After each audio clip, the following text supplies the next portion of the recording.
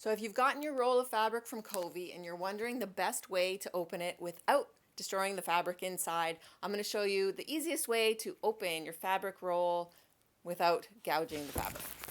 So the roll is going to have a taped up side and a loose side, and the loose side is the one that's easier to cut open without ruining the fabric.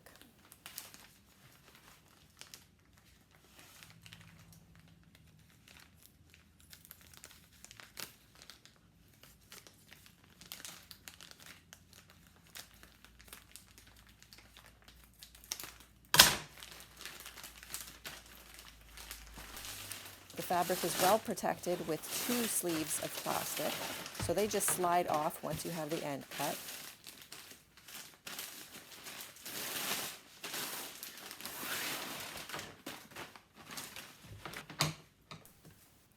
The fabric is also going to be taped or cellophaned shut, so you're just going to snip very carefully to remove that plastic wrap from the ends.